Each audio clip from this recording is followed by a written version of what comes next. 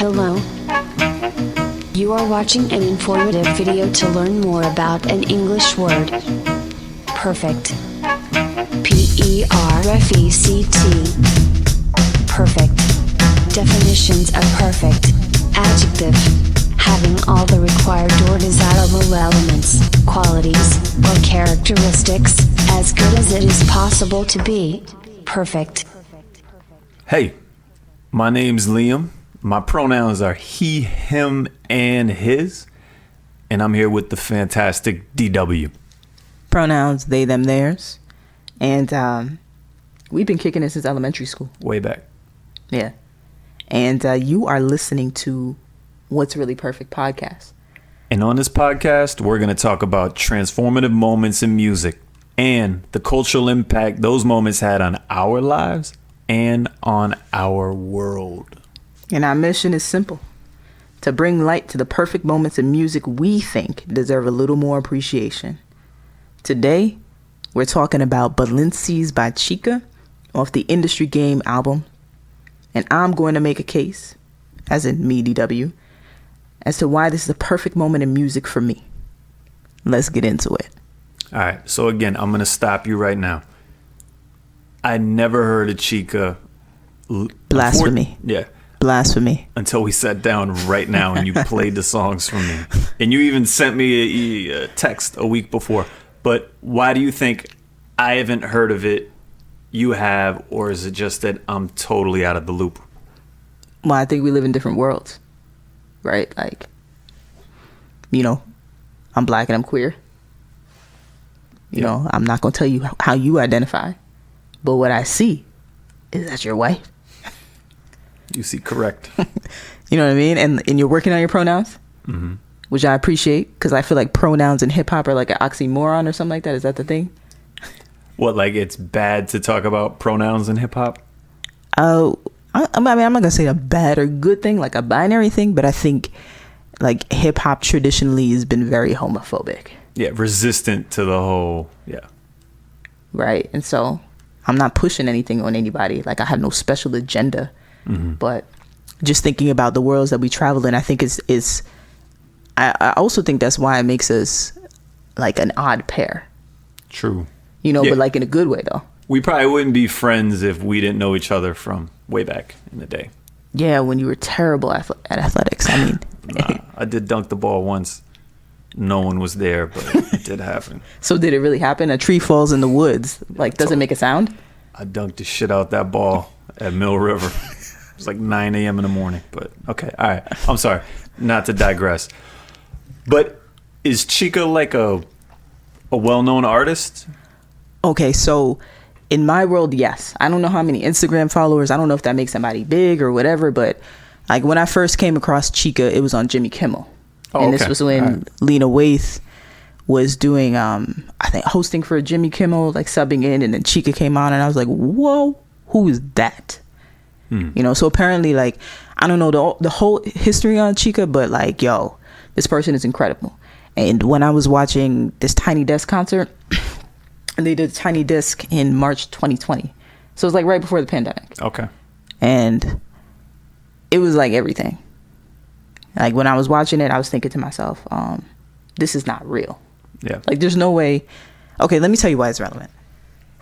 So if I paint a picture about my world, mm-hmm. right? So I come from a hip hop theater background, but I also was teaching. I've been teaching for like more than that, maybe like almost 20 years. And so teaching young people. So I like anyway for like ages 5 through 65 or whoever wants to learn. But primarily I was in K through 12, let's say. Or like, yes, I was in K through 12. And at this particular point, I had gone through this episode of tearing my Achilles twice. So I tore my left Achilles twice. And like, this is a person, like I played college basketball. I played semi-pro basketball.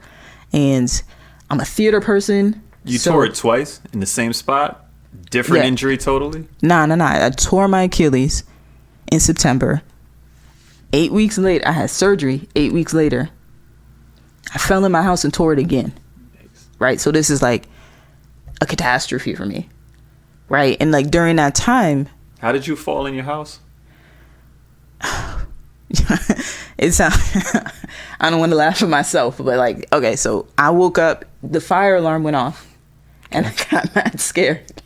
Like it woke me up out of my sleep, and so then I stepped on the ground because I was on a futon. I stepped on the ground thinking my leg worked like regular, and when I stepped on the ground, I put all my weight on my leg, which I hadn't done for like since it was torn or whatever, and I just had physical therapy that day, and then I tore it again. Oh, and it was like, it's too much was the too worst soon. feeling. Yeah, it was the worst feeling ever. So right. So anyway, we're placing this situation. So in my life, I'm teaching, I do restorative justice work, whatever. So like that's community work where I'm like, I'm like hip hop theater, community work. This is my thing. I love working with young people. I love bringing communities together. And at this moment, I'm having this pivotal point in my life. And not only am I having this pivotal point in my life, but I'm also like really fed up with the educational system and the institutionalization of Black bodies, right? So what does that mean? Like dark bodies, just the way people play around with dark bodies, like we don't matter, right? So we know this because when we're moving into 2020, we see all these uprisings, all these things happening. So it makes a lot of things more known for people who were just kind of not. So when you say Black bodies, is this like new vocabulary that I'm not familiar with, or is it just like that's just the sentence? I don't know. I'm looking at you strange right now. What you saying? I'm just saying like. Sometimes there's phrases and terminology like Latinx came up recently and I didn't know what it was and someone had to explain to me. So yeah, okay. So here's the thing. That's a good question, right? There's so much terminology, and I think there's an argument too of like how academia makes terminology foreign for people who are like walking in real life. So someone's saying Latinx and you speak to somebody who's like, what the fuck? Like you speak to somebody who speaks Spanish. Yeah. Or like is from Colombia. They're like, yo, I'm Colombian. Like, why won't you just say Colombian? Yeah. You know what I mean? But we make up all these umbrella phrases. And I don't know what that's about. So okay. All right. I can't say it's just okay. a way that I'm thinking about things right now. You were being more literal. Yeah, like Got Black it. bodies. Got it. You know what I mean? And like also Black is super political here. Like when you go somewhere else and people are just dark, oh, la negra, you're Black. Yeah. Right. So it's not even that thing. So anyway, all this stuff is happening in my life, and I'm like having these moments with people in institutions who are just like being vile towards young people. And I'm just, this is wild right now. And so then I tear my Achilles and all this stuff is happening. So I go through this depression. I'm like, how can I help my community? What's happening? I'm super, super empath, Cancer, all that stuff. So all this stuff is happening in my world. Then I turn on YouTube and I hear Chika's Tiny Desk. And then I hear Balencies. And it's like the spirit of the music just moved me. Right. And I'm just looking like, damn, there's this tone that's happening in this song. And then you listen to these background singers, and the background singers is like, it's like a gospel that's coming out. Right. And just, I don't even know what was higher than soprano. The real high, like shattered glass. Like falsetto. Is falsetto like fake high pitch? I don't know. The falsetto is like really high, more in like your head voice or whatever. But I could be wrong, but I think that's falsetto. But you're hearing these, it's almost like these beautiful synced harmonies and these beautiful sounds and the soundscape that's coming out of these singers, right? But it's also the stripped beat, right? So it's not really complete in a way, but it's very complete. Mm-hmm. And so I'm hearing this, and then Chika starts rapping on Balencies. And I'm like, all of a sudden I was like, oh my gosh, these young people I made these commitments to that I'm supposed to be around, and I can't be around. How am I going to support them? I hear Chika's song. Boom. It goes away. I'm like, yo, this rising generation is aight. Like, y'all don't need me. So you saw her as like the generation under you, and you were like, wow. Well, first of all, Chika, I don't know your pronouns, so I'm just going to say Chika. So I'm just going to let you know. I don't know what Chika's pronouns are. I'll try, yeah. Yeah, so, but I just was like, cool, bet. Like, this person is on point and they're ready. And what was so impressive about it is, like, you could tell this person was very practiced, right? And here's the thing about what I think if we say a female MC category, right? Which MCs are MCs to me.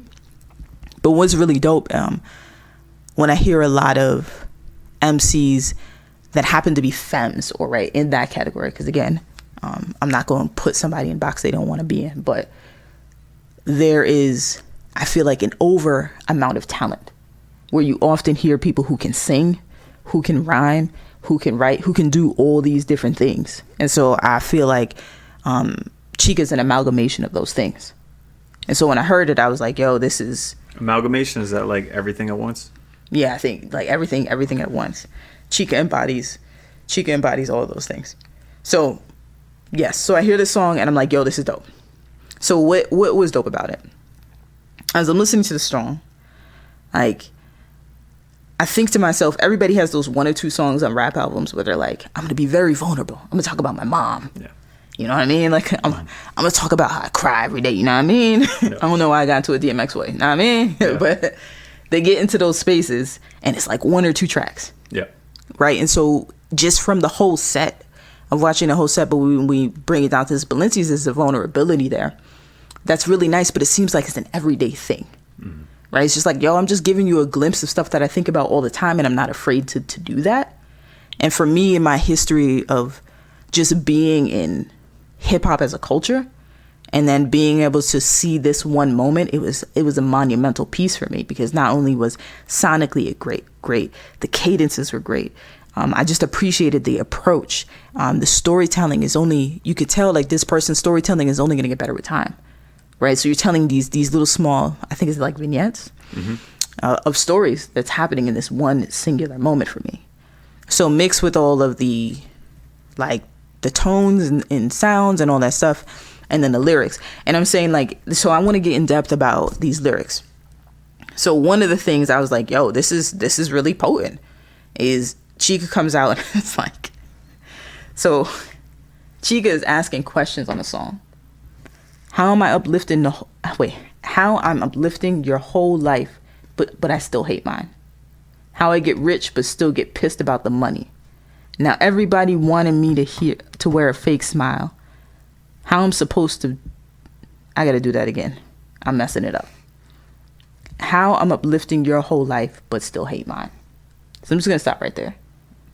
So it's like this contradiction or the fact paradox. So when that moment really hit me.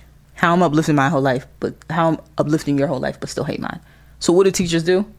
Go around. What do community people do? Go around uplifting other people's lives, and like not facing their own stuff. Yeah. So I can't say that for everybody. I can say that for me.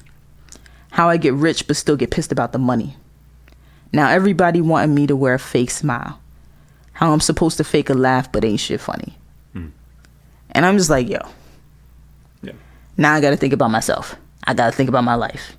So that resonated with you profoundly. Chika had me in my feelings. Yeah. So it was a moment for me. So, you know, I'm looking like, damn, I'm floored at this point. Right? Their breath control, the lyrical prowess there. It's like talent on talent on talent. You know, Chika's storytelling, again, like, we're going there. The delivery and the diction, it's immaculate. And their demeanor is like seemingly casual. Right? I don't know what's going on in their minds, but seemingly casual. And I'm like, man, they're making this look easy. I know your practice. That's how practiced you are. They're just sitting there like, yo, I just do this. And I love that. So the whole world conversating about your waistline. And mental health days make you guilty because you waste time. Oh, I didn't even catch that. So for the listeners, I heard this song for the first time today. And some of it stood out for me in the moment, but that part you just went over, mental health, I didn't notice that till you said it right now. And so I've been thinking about like all the hip hop I've listened to in my life, right? And there's so many things that we talk about mental health, you know, and you have people, we touch on it, like they'll go into songs about like suicidal thoughts, Notorious B.I.G., right? Yeah. And you go into these things of like, I'm really depressed. And you know, what is it? Future's always like Percocet, Percocet, Percocet. That's like a song, but just talking about all these different things. What's it? XXX, XXX Tension. Right. I'm not even gonna say. I'm not even gonna do it to myself. Yeah. But right. So we're talking about these different things, and being able to face that. Like, how do we name that as mental health, right? Rather than saying I'm just gonna bury myself in this situation. Mm-hmm. So it was really like, not only is Chika asking the questions, but then daring me to have to think about that through their own reflection. At least that's how I took it. Like, damn, I got to reflect on how I felt, how I was making myself a martyr in some ways. And like, I don't have to do that. Mm-hmm. Or like, I could sit here and be upset about these things, but I don't have to do that. Like, I don't have to be here. I don't have to sit in this zone right here. And I can travel in my vulnerability, and I can be okay with that. So Chika was reminding me to reflect on my shit and own it, and not be afraid of my truth. Now, for me, it's a beautiful moment to be able to look at a person that theoretically may walk into a classroom that I was teaching. Mm-hmm. But what I love about teaching is that I feel like people who teach always know you're not always the teacher. It's a what is it? The relationship. It's a what kind of relationship? Were you giving? It's a two-way street. It's a two-way street. Okay. So whenever you're in a space, it's about like giving in to the possibility of learning from other people too. So that moment, I was like, I was so caught off guard by how beautiful all of the combinations were of like the sound, the lyrical approach, the setting, the stripped down music, the lyrics, the topic. And so this song, Balencia, that's the first song you heard from Balencies. That's the first song you heard from Chika? It's not the first song, but for me was very impactful. It was like a moment for me that I was having with myself. So, I mean, I'm sure we can argue, and maybe Chika would even say, like, this is not my most lyrical song, right? There's so many other songs, but this is the moment that was meaningful to me. To be like, yo, this was the moment in music where I was like, yo, I don't have to do this no more. I'm not about to do this no more. I'm not about to sit here and cry over spilled milk. You know what I mean? So for me, it was the perfect moment in music. How do you listen to it mostly? Tiny Desk, Spotify, driving around, at home, in headphones, on a computer? All the above? I mean, I'm a Tiny Desk person, so. Okay. But sometimes I bang it in a car, like when I'm rolling, because, you know, my significant other doesn't really listen to hip hop like that. They'll just be like, all right, you done with that song? You have to I'm listen. next, yeah. I'm the DJ, yeah. Yeah, can we switch it? So, yeah, that's what it is for me. Yeah, I listening to both and really only hearing them once each. The Tiny Desk version is super amazing, and it's like head and shoulders above the other one. And that's not always fair because there's a lot going on with the Tiny Desk. There's a video, there's all this stuff happening, but that was really impressive.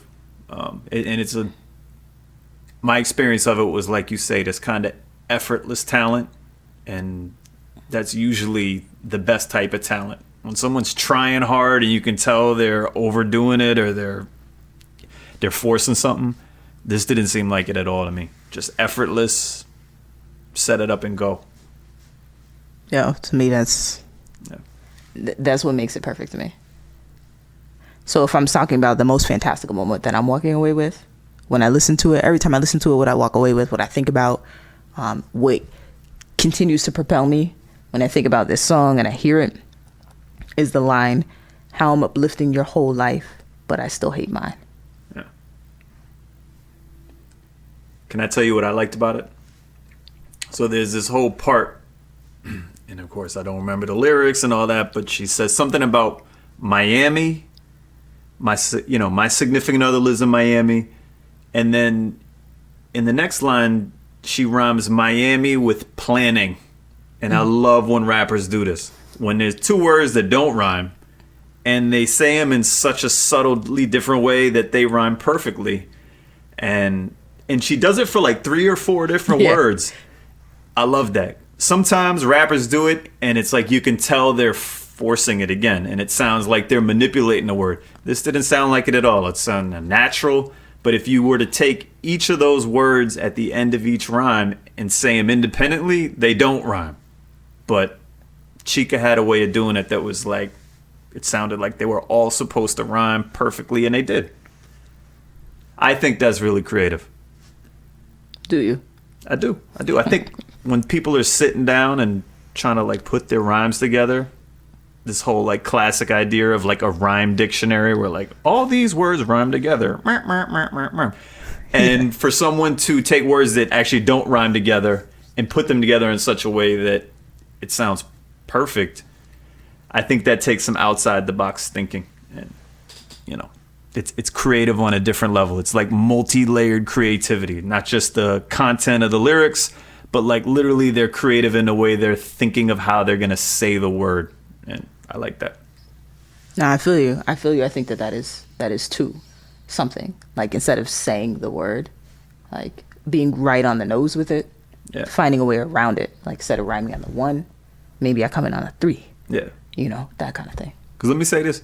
Planning Miami. They don't. I'm literally saying it to myself. They don't exactly rhyme, but I see how it came off so good. So. All right, word. So that's how I go ahead. Do you think this is the best song? Like in the world? No. For this artist. Hard to say. And I couldn't say a best, right? Because as we discover what perfect is, there's no like, it could be in that moment. This person may be like, yo, I really like this song in that moment. Right. So for this artist, for me, in that moment, that's what I needed. So do I think it's... Well, how about I say this? So it's up for debate whether it's the best song or not. Why is this song such a standout compared to this artist's body of work? So I think it all comes down to the world building for me, right? So what stands out is when you look at the Tiny Desk, there's a couple of different songs that are on there that are like fire, like they're all dope, right? And then you have these other albums that they've released and they're dope albums, you know what I mean? But I think that for me, someone who's like thinking about, oh, what's my life? And you think about hearing those voices. I don't know if you ever heard of, this is Sunday Service. You ever heard of Sunday Service? Kanye West does Sunday Service. Yeah, I've heard. Okay, and they have like the choir and stuff like that, and specifically focusing on different tones, like different tones and different lighting, and how it basically it touches on different chakras, right? Different chakras that will allow you to elevate. Like there's certain things that touch on your root chakra. Like a lot of hip hop touches on your root chakra, which is like very sexual, right? Or chakra like energy. Chakra energy. Right. So there's different tones that create different energy. So when you hear different songs, you're like, man, I feel really light. Or you hear another song and you'd be like, oh, I feel like I want to throw some bows. Like when you hear Ludacris, oh, what is it? Don't move, bitch. Get out the way. People be like, get out the way. And they get a little violent. You know what I mean? Like, I don't want to be there when that song comes on. Yeah. Right. Exactly. But then you hear other songs and it changes your mood, kind of like an organ. When you hear an organ in church, it has certain tones in it that changes the way people approach or like think about music or like changes their mood by working on their energy. So this energetically for me was like, there's something about these tones that bring out something else that I need right now. And so that's what it was for me. Hello. You are watching an informative video to learn more about an English word. Perfect. Perfect. Perfect.